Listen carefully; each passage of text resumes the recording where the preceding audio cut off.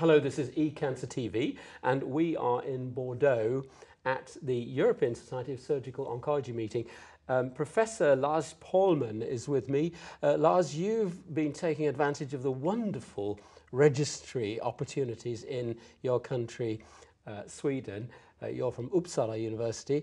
What have you been doing now specifically? You're talking this morning about rectal cancer. What's going on? Well, we had a big problem in Sweden if you go back some 20 years with lots of local recurrences, and we were not really aware of why.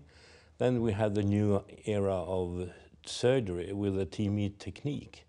And then we decided to start a quality assurance registry in rectal cancer in Sweden just to check if this new idea and hypothesis will change the outcome. So that was a start 15 years ago, more than 50 years ago. And of course in Sweden many patients are entered into this registry. Yes, we have 100%.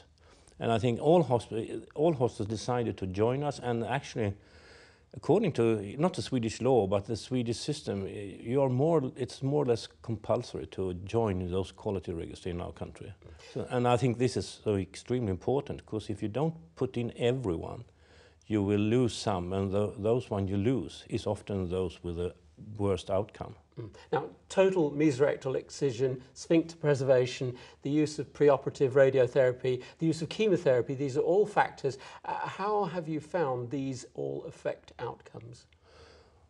Well, that's not out of the register actually. We have guidelines in Sweden, and all those new data which we have adopted, how we started, is based upon randomized trials. But then when we write our guidelines, we ask we check if the Swedish surgeons are following the guidelines. So that's what we can do in those registers. For instance, the important finding of at least 12 lymph nodes.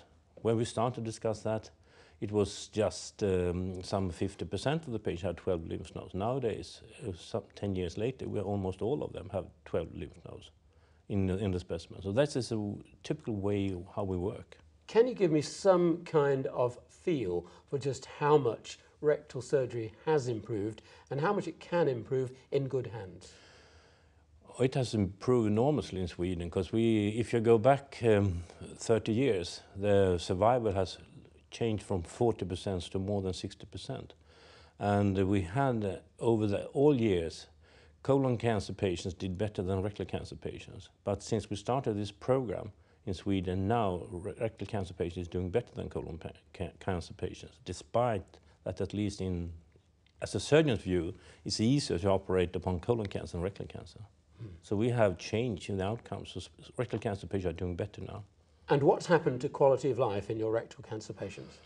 Well, we have some registration of that too. We have changed our sphincter preserving procedures. So there are not so many anymore, because you can always preserve a sphincter, but the quality of life, being incontinent and not working well, is not what the patients accept.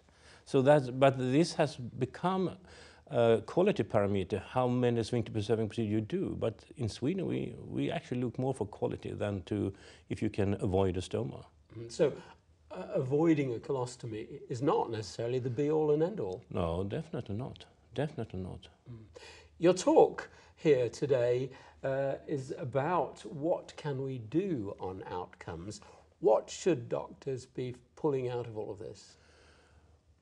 When you follow the results in our register, you can see the trends, how we are changing our technique. And as I mentioned, when we introduce new techniques or new ideas, and we put them in our guidelines, then we check how quick guidelines are adopted in Sweden. And I think that's the most important thing, because we have lots of data supporting that it takes too long time.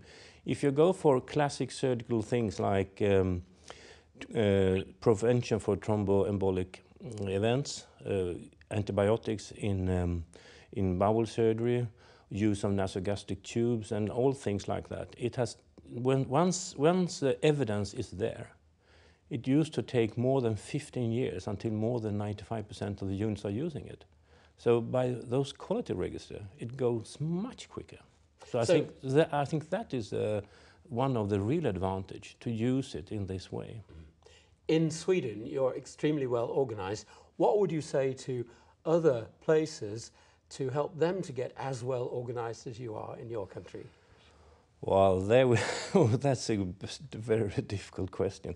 First of all, Sweden has a more or less complete state-based system, which means that there's no profit for each surgeon to do things, which you have in many other countries. And unfortunately, in my view, lots of patients are more, to be a bit rude, a more economical tool for the doctors than to do a perfect operation. So they do everything. In Sweden we have stopped that. We have closed hospitals who are not good enough in rectal cancer, for instance. So we concentrated to fewer hospitals, and that's the same in Norway and Denmark, where we have the same registrations. So I think the first thing is to go back and look at your own data. If you are not good enough, then you have to change. And if you cannot change due to the numbers are too few, you should stop. That's to do specific procedures. Now, how do you do that sort of naming and shaming without upsetting the whole medical community? Well, we decided to have a transparent report. And before that, we addressed those hospitals who were not good enough and told them that you have to do something. Stop operating or change. And many centers stopped doing that surgery when we have this discussion. Well, they were too small and they decided, okay, we stop to do it now. And you have seen exactly the same, as I said, in Norway and Denmark too. Some people then may be rather disappointed. Oh yeah. But is there a plus side to this? Are there people who are feeling more fulfilled because of these quality assurance measures? I think that when we started this to said to people that you should not operate upon those cases, of course there were angry, some of them. And I must say that some were extremely good.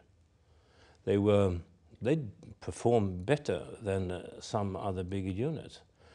So it was in one way, perhaps we did the wrong thing in some centers, but it was rely upon one good surgeon.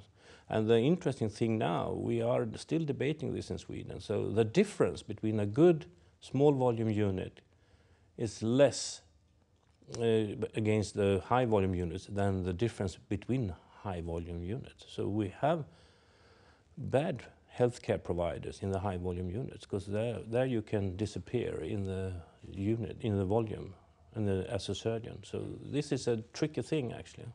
So what should practicing clinicians, could you sum up, what should they pull out of all of this? You must be aware of your outcome. Every year you must know and follow it. You should start to know your own registry in all whatever disease you treat, and then check against guidelines. Are we following the guidelines? And also check the results with the international literature. Lars, it's very good to have you with us today. Thank you for joining us here in Bordeaux at the European Society of Surgical Oncology. I wish you lots of luck in the future with your excellent work, and thank you for being on eCancer TV. Thank you.